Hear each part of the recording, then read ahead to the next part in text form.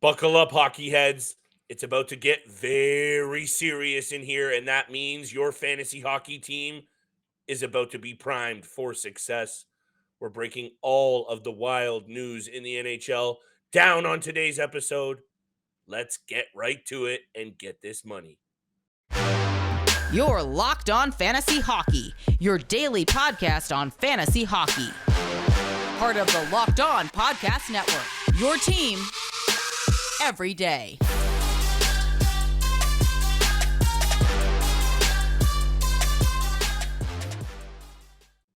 My, oh my, hockey fans, this is a wild time to be alive. And thank you for tuning in to your source for fantasy hockey news. It's the Locked On Fantasy Hockey Podcast with Steele and Flip, a Wednesday episode that might be one for the books, people, because we have trades coming to fast and furious. We have NHL news coming out of almost every single team in the NHL right now, and teams jockeying for position.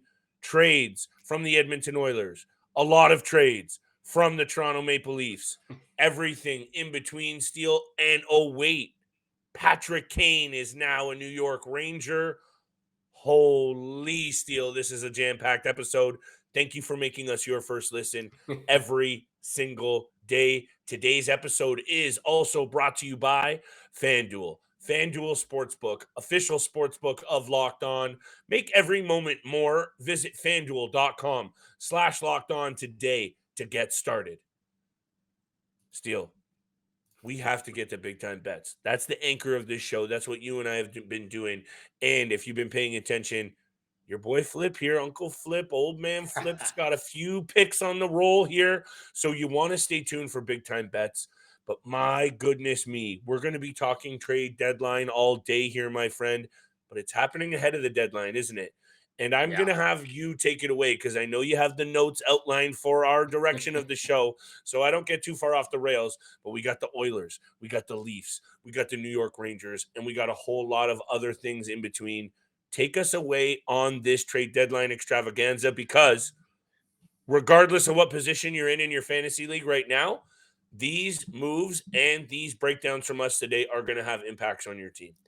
Yeah, I've been on my phone for 5 straight hours. It seems like trades are just coming in. The dominoes have fallen down. It has taken place. All the trades, it seems like, have come in the last 5 hours. So it's been a very, very busy day in the NHL. I am super excited to talk about the Toronto Maple Leafs, Kyle Dubas, and the trades that he was able to accomplish today. 3 massive trades, in my opinion. I'm very excited to debate the 2 trades of the Edmonton Oilers as well. But the big news that kind of started it all off today was Patrick Kane being traded to the New York Rangers from the Chicago Blackhawks in exchange for a 2023 second-round pick. That can become a first-rounder and a fourth-round pick. There is also a third team that will be included in this trade that will most likely be retaining some of Patrick Kane's salary and acquiring some picks. The Arizona Coyotes, actually. So Arizona Coyotes in on the deal. They're usually the team that hops in on one of these deals as retaining well. 25% of Kane's salary. The deal itself hasn't been finalized. There's still a lot of incoming pieces, I think. True. But Patrick Kane is a New York Ranger, and I just got to give congratulations, some props to the amazing job by Chris Drury and the front office of the New York Rangers for going out, getting Tarasenko, going out and getting Patrick Kane. No matter what, the team is shaping up magnificently right now. The team looks deadly. I know you and I were talking about Shesterkin and the poor play he's brought the past couple of weeks or even the last month, but even so, the team looks like a legitimate threat. And based off of what they did last year, making it to the Eastern Conference Finals, I think this team is more set up for success with the trades they've made. I think the happiest person of all has to be Artemi Panarin right now, though, because he's got his best friend back over on the team in Vladimir Tarasenko. Then he's got the best teammate he's ever had in Patrick Kane. And you already know that Patrick Kane slotting in on the right wing, on the side of Vincent Trocheck and playing back with Artemi Panarin. That line is going to have instant chemistry because Trocheck is one of those guys that can kind of play with anybody. You just got to facilitate and slot him in somewhere. Man, this team is looking unbelievable. To me, they are the number one threat to Boston. to Carolina. I'm looking at this team. And before I hand it over to you on the Patrick Kane and what you think about this does a lot for Patrick Kane fantasy-wise. I traded for Patrick Kane most definitely. 3 months ago. Back in early December, I traded Roman Josi and a 14th round pick for Patrick Kane and a 2nd round pick. Looking at that now, I think I absolutely stole that trade. I got a 2nd round pick for next year's draft and a guy who I was betting on that was going to get traded. And the fact that he's still on a heater right now. He's got 7 goals, 10 points in his last 5 games. He's playing great. He's going to be paired up with his old teammate in Panarin. We know the chemistry there. Patrick Kane, he was a borderline keeper for next year. Now I'm keeping him 100%, especially if he re-signs with the Rangers. Health would obviously be a factor potentially, but everything else you're saying is lining up exactly with just how well Patrick Kane has been performing. And this is just what Patrick Kane does. He steps up in the big moments. There's not a lot of players, Steele, over the last 15, 20 years that are as showtime, show off, and prove me moments. The man's got a cup-winning goal on his stick. And there's not a lot of players that play with the confidence of Patrick Kane. That's a caveat that obviously doesn't always reign true in fantasy leagues in terms of production. But in terms of what this might do for the New York Rangers lineup, I think that's the cherry on top. Is this man is bringing his winning caliber, cup rings, and confidence. The last caveat I want to say with this Patrick Kane news, because it's absolutely massive, but we've got Edmonton Oilers trades. We got Toronto Maple Leafs trades to break down. They're going to have implications for your fantasy team. You know, I love saying that. It's on repeat because it's that time of year, people. Big time bets. But honestly, Steele, I just want to see what the Rangers can do now, because they've been a little bit, for me, how good we expected them to be this year. And Shesterkin was not the angle that I thought was going to be letting them down this year. And he has been at times. It's just how good can they be now? Let's see what they can do. Are they going to come out and absolutely now steamroll down the stretch, or are there going to be growing pains with a lot of big names now in the mix? Because now Kane and Tarasenko are there, and just because the Leafs are making moves doesn't mean chemistry happens all the time. Although you have to think, Panarin, Kane, Tarasenko, they're lining this up for a big-time offensive output, and I think it's about to happen for the Rangers in a big way. Look, I don't think there's growing pains whatsoever, because you already know what you got on the top line. You've got Mika Zibanejad, you've got Chris Kreider, and you've got Vladimir Tarasenko. How about that third line? Two top 5 picks. This is what I'm saying right now, is the New York Rangers, to me, after this trade, become the biggest threat to win the Stanley Cup right now, because the top line, you already know what you got. You got Zibanejad, you got Chris Kreider, and Vladimir Tarasenko on that line. Then the second line's got Panarin and Kane, who you already know have chemistry, and Vincent Trocheck, who, again, can slot in anywhere that you put him, and he's played great with Panarin so far. Then you've got the young guns line, Philip Hedl, Alexis Lafreniere, and Capo Caco. Then you look at the bottom line as well. You got Tyler Mott, Barclay Goudreau, and Jimmy Vesey. It's plain and simple how great and successful each line is going to be. Back then, you've got Jacob Trouba, Adam Fox, one of the best top Miller, 4 Schneider. blue liners in the game, too.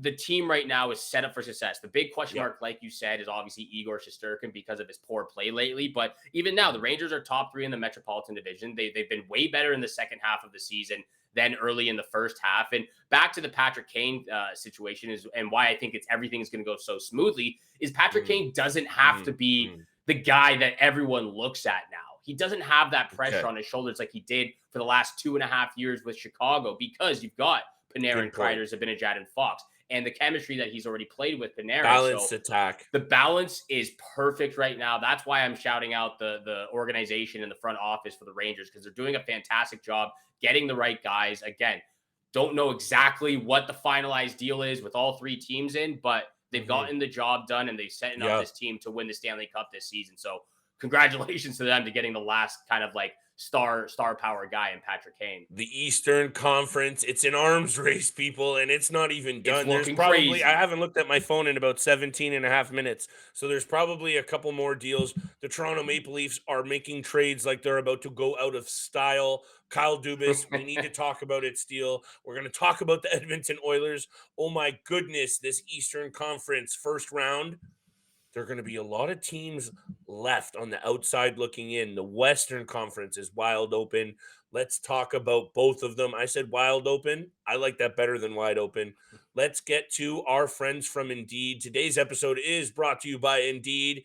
Here we go, Steele. No matter how the last game went, anytime you take the field, you got a shot at greatness. Give your team the best shot at winning by recruiting more MVPs with Indeed. If you're hiring, you need Indeed, because Indeed is hiring the best people out there that you can attract, interview, and also add to your team all in one place.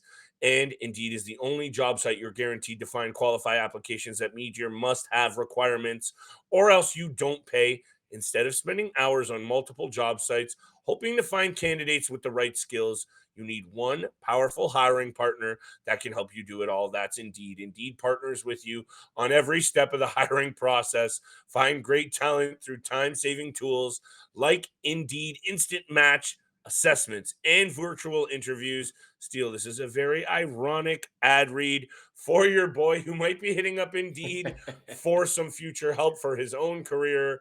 And look, Indeed brings you the instant matches. And as soon as you have the short list of candidates with resumes on Indeed that match your job description, you can invite them to apply right away. Plus, you only pay for quality applications that meet your must-have requirements. Now, you can start hiring with a $75 sponsored job credit to upgrade your job post at Indeed.com/locked-on. The offer is valid through March 31st. Go to Indeed.com/locked-on to claim your $75 credit before March 31st. Indeed.com/locked-on. Terms and conditions apply. Need to hire? You need Indeed. Thank you so much for making the Locked On Fantasy Hockey Podcast your first listen every single day. We appreciate all the fans out there tuning in for today's episode. Make sure you hit the sub button, hit the follow button so you don't miss out on any of the content. Also, make sure you're locked in to the NHL deadline that is this Friday, March 3rd. Join us live on the Locked On NHL YouTube channel from 2 to 4 p.m. Eastern Time as Locked On NHL hosts break down the biggest deals from across the league. Locked On Podcast Network, your team every single day. Flip, we are also breaking down some major trades in today's episode. I don't know, maybe like 8 trades came in. It seems like in the span of an hour, it was just left, right, and center, trade after trade. Yes. And we got to talk about a team, the Edmonton Oilers. It looks like they kicked the can on Jakub Chychrun discussions. Obviously not going after him at this point. It doesn't seem like. But the Edmonton Oilers made 2 trades today. We'll start off with the most recent one. Edmonton Oilers acquire Mattias Ekholm from the Nashville Predators in exchange for Tyson Barrie, Reed Schaefer, a 2023 first-round pick, and a 2024 first-round pick. And my first reaction to this trade is that the Oilers overpaid on this a lot to get Mattias Ekholm.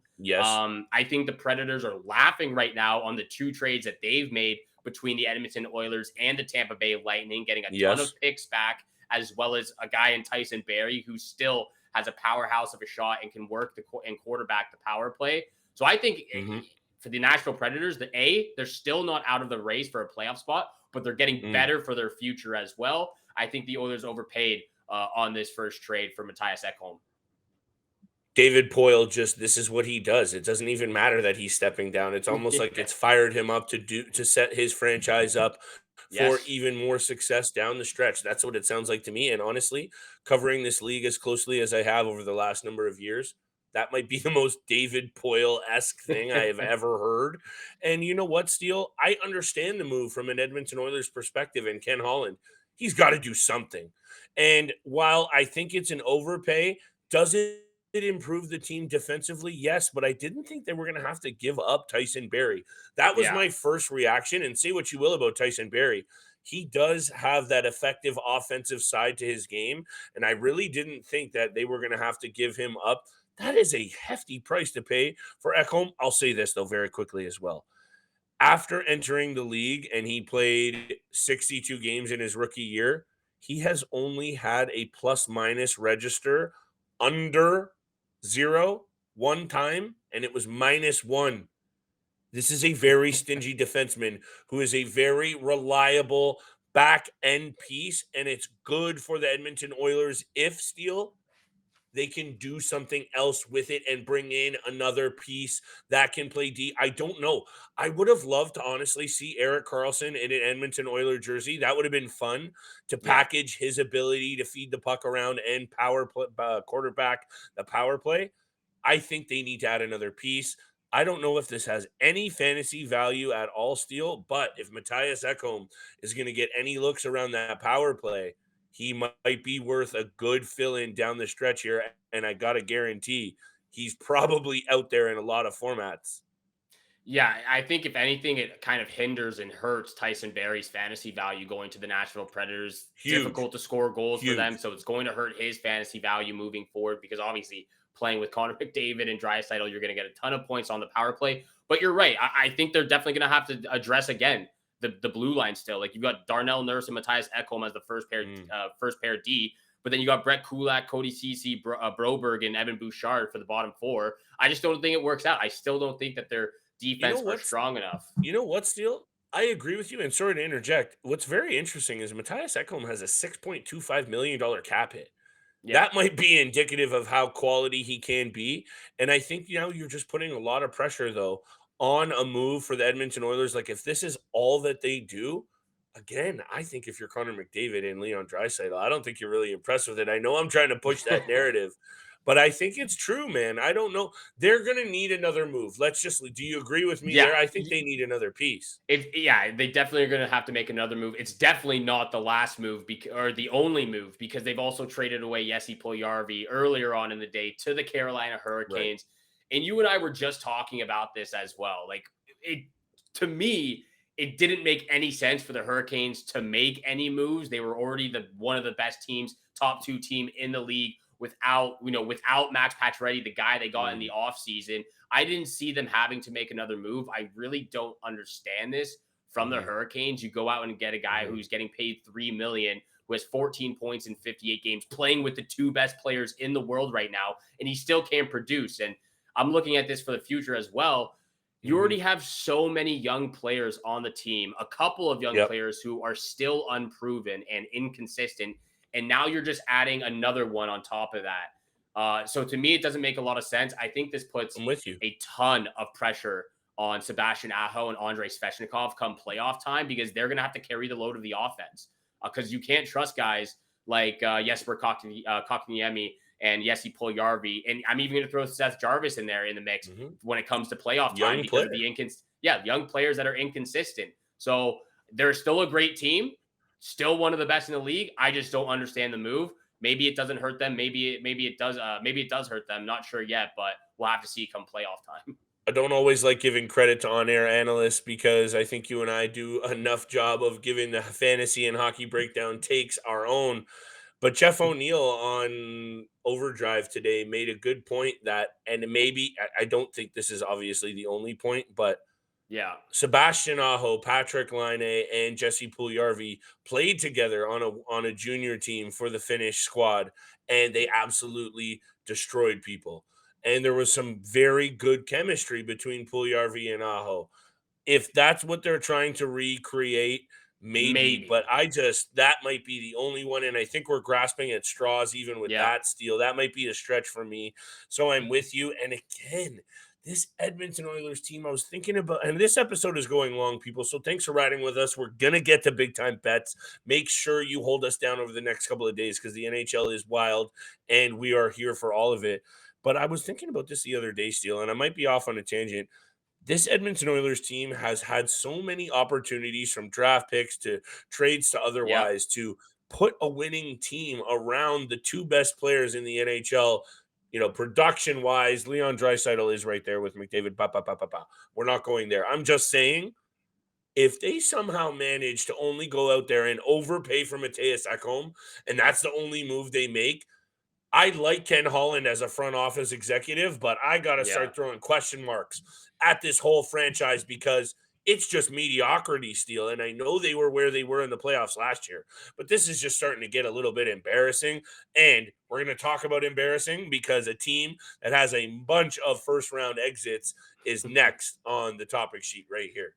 Yeah, again, I just don't agree with the Mattias Ekholm trade. I think they overpaid, and I'm not sure how it really helps them on the blue line, but we'll have to see. We'll have to see if it helps get them down the road to another Western Conference Finals and hopefully a Stanley Cup Finals. We are going to get to big time bets. We are going to come back from break and start off with the Toronto Maple Leafs and the handful of trades they've made as well. But this episode is also brought to you by FanDuel. The midway point of the NBA season is here, and now is the perfect time to download FanDuel, America's #1 sportsbook. Right now, new customers get a no-sweat first bet up to $1,000. That's bonus bets back in your account if your first bet doesn't win. Just download the FanDuel Sportsbook app. It's safe, it's secure, and it's super easy to use.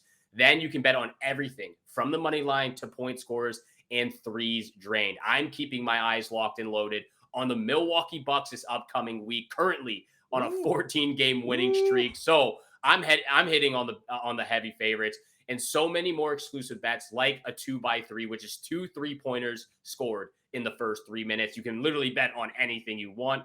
Plus, FanDuel even lets you combine your bets for a chance at a bigger payout with the same game parlay.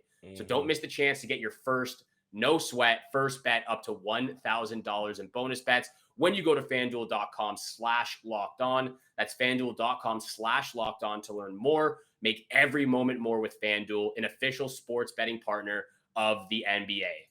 And thank you so much for making the Locked On Fantasy Hockey Podcast your first listen every single day. We appreciate all the love, all the support. Make sure you hit the sub, hit the follow button. We appreciate all the support, and thank you guys so much for tuning in for today's episode.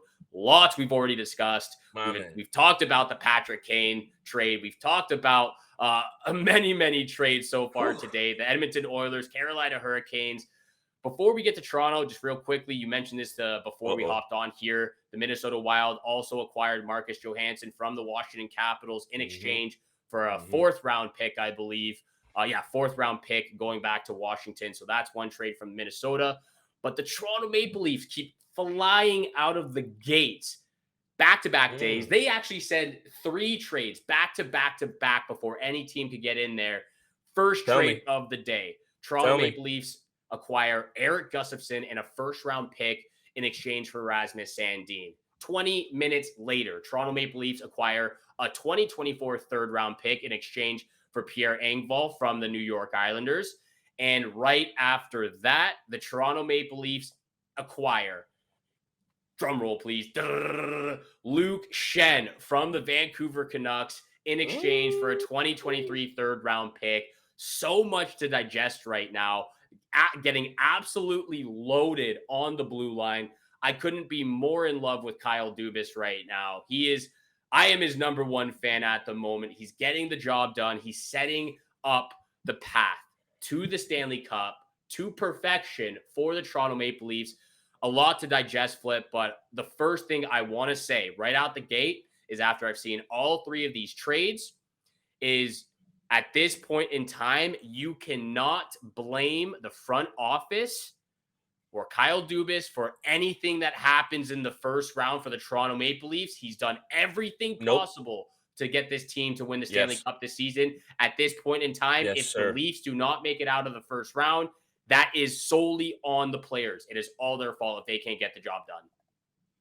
Steele, I know I come on this show a lot and tell you that you're doing a good job and that I feel your takes and blah, blah, blah. That's spot on. It's now on the players. And maybe in the last couple of years, and not maybe, you can say that the front office did not maybe do enough.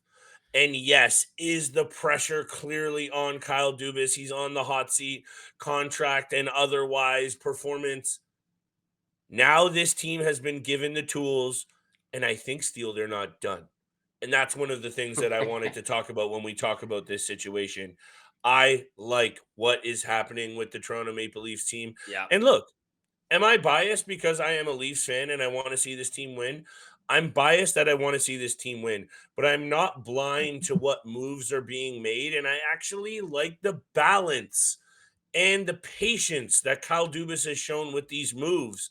And I don't know about you, Steele, but looking at that bottom 6 now in Toronto, I can't remember a time where I've been as confident with a head coach, whatever head coach it is, rolling 4 lines in the playoffs I'm comfortable now with whatever line is thrown out there. The Yeah. crazy thing is, and I think this is where we need to go to next, is just how good is this Eastern Conference? As Toronto Maple Leafs fans, are you kidding me? We haven't even talked about the Boston Bruins, who are on a historic pace. And you got the New Jersey Devils loading up. You got the Rangers loading up. You Yeah. even have the Islanders who are sitting there on the cusp. And we know we have the injury blow to Matt Barzal. But oh my goodness, I need the puck to drop on the playoffs, my friend. And I think you and I can agree on the moves that the Maple Leafs have made. Say what you will about their postseason lack of success.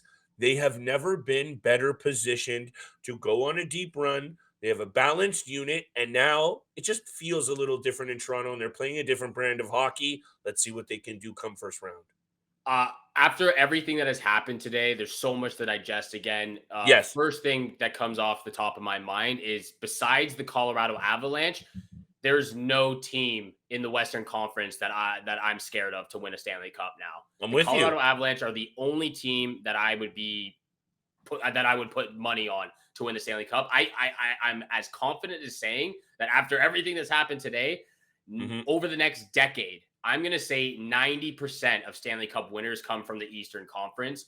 That's how certain I am and how strong I am of the Eastern Conference for the future and what it looks like after today. Second, absolutely stacked. Second thing is actually with this, the one trade, the Toronto Maple Leafs and New York Islanders, I actually kind of like this for the New York Islanders as they acquire Pierre Engvall. I've been fairly impressed with his play this year. Again, I think it helps their bottom six. He's a bottom six forward, but he's been fairly impressive. He's shooting the puck more. He doesn't look as goofy anymore. Going to get a good opportunity. And skating. He's going to get a good opportunity with the Islanders. So I respect the trade and Pierre Engvall going there. I actually really like Luke Schenn coming back to the Toronto Maple Leafs and the physicality and grit that he brings, which obviously the Leafs need. But back to what you said again, the third and final thing about the Toronto Maple Leafs time, and I think I said this a couple of days ago after the Achari trade. I haven't seen all four lines look this good in a long time. Yes, Bunting, exactly. Matthews, and Marner on the first. Tavares, O'Reilly, and Nylander on the second. Kerfoot, Camp, and Yarncroke on the third. And then Zach Aston Reese, Noel Acciari, and Sam Lafferty on the fourth. It looks phenomenal, all four lines. And then even going down to the blue line. What was the fourth line, though, Steele? Sorry to interrupt. What was the Zach Aston Reese, Noel Acciari, and Sam Lafferty? Because right now on Daily Faceoff, Pierre Engvall is still in the lineup for the Leafs. But those are going to shift around. You know what I see, honestly, because going up against a team like the Tampa Bay Lightning and having their depth up the middle, Ryan O'Reilly, to me, is going to slot to that third line center. They're going to push Kampf down to that fourth line center. Exactly, and that's the thing. They're still figuring They have so many options now. Yeah. They're still figuring things out right now. I'm so fired up, man. There is just so much going on. This is prime time for the Locked On Fantasy Hockey Podcast. So keep it tapped right here. And yeah, my bad for keep cutting you off. So you're all good. Hey, man, we're both excited right now. Super, super excited about the Toronto Maple Leafs and the postseason coming up. Again, all the teams in the Eastern Conference look absolutely deadly. Not sure anything is possible at this point. It's going to be a blood battle in the Eastern Conference. To get to the Eastern Conference Finals and the Stanley Cup Finals. Let's get over to big time bets, though. A lot of teams that we've just talked about for big time bets on Wednesday. I'll start us off.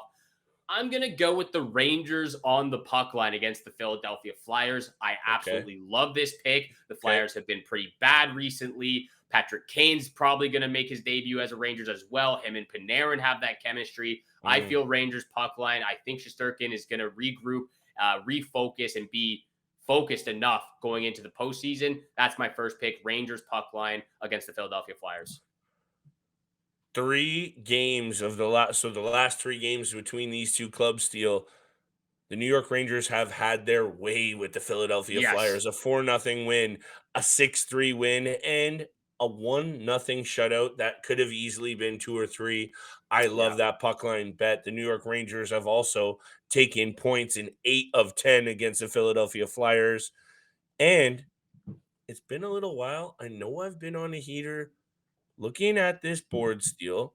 Looking at this board, 6-game board. I had a couple of other picks, and my honorable mention is the under in the Vegas Golden Knights at the Carolina Hurricanes. Both teams have been involved in a lot of low-scoring, close games over the last couple for each of them. That's my honorable mention sidebar bet. the toast of the games on this evening, Wednesday evening, is no disrespect to New Jersey Devils and Colorado Avalanche. This Toronto Maple Leafs Edmonton Oilers game is going to be one to watch. And I got a big flip, triple dip for it, baby. I And let me love it. just fire off all three. I got the notes right here, Steele. Hang with me, brother. Maple Leafs at the Edmonton Oilers. Let me bring this up real quick because I remember it being very advantageous for the boys in blue and white. Oh, wait, Steele. Last 10 games, the Toronto Maple Leafs have points in 10 of 10, including 8 wins in their last 10 games against the Edmonton Oilers. They play very well against these Oilers, and I will take them on the money line, minus 121, my first bet.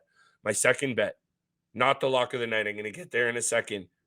I'm feeling the under here because I think both teams loading up. Both teams are about to get very serious about the playoffs. And I think this Edmonton Oilers team needs a measuring stick type game. You know, I like to say that at this time of year, Steele, but for real, this is one of them. Both of these teams need to know what they do against the other to stack up going to the playoffs. I think that's under 6.5. Tease it up a little bit if you want, people, because right now at 6.5, you're getting plus money. I could see it plus 7.5 is, I love that. Lock of the night, Steele. Something about these matchups between big time players brings out the best in them. And I'm talking about Austin Matthews. You know, I have to, man. In 15 career games against Edmonton Oilers, 10 goals, 5 assists, point per game player. I think he has another big night. He came out of his shell a little bit the other night with 2 Genos, 2 goals, right, for Matthews the other night? Yeah. One or two. Yeah, he scored the last two.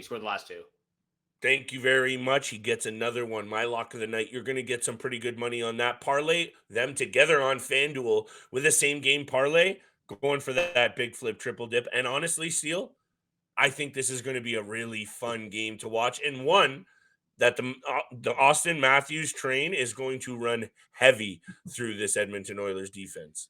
Well, I like 2 of your bets, so I'm not there with the flip triple dip because I'm You don't actually like the under. I'm taking the over 6.5 goals Yeah, for I my knew lock you of were the going to night. say that. Look, I think with everything that's I gone get on, it, though. I get it. I think we are going to see a big battle of a game, but I think we're going to see a ton of goals because we're talking about probably 5 of like the best players in the NHL right now on either team. Yeah, So that's you're my right. lock of the night. My second pick. Look, it could be an under, could be an over 6.5. It could Oh, go your either lock way, of the but night is the over. my lock of the night is the over 6.5. Another side bet. Another side bet. My second pick, I'm taking the Avalanche on the money line against the New Jersey Devils. They've just been the better team recently. But again, Rangers puck line, Avalanche money line, and Maple Leafs over 6.5. I'm taking the puck line, money line, and over. Those are the 3 picks. Flips, triple dip, Leafs money line, Austin Matthews anytime goal, and under 6.5 in the Oilers Leafs game. Those are the big time bets. Thank you so much for making the Locked On Fantasy Hockey Podcast your first listen every single day. For your second listen, though, check out Game to Game. Every moment, every performance, every result. Locked On Game to Game covers every game from across the NHL with local analysis from Locked On hosts that only Locked On can deliver. And again, thank you so much for tuning in for today's episode with Flip and I. Have a great day. Good luck with all your bets out there. And we shall see you back here again tomorrow. Peace.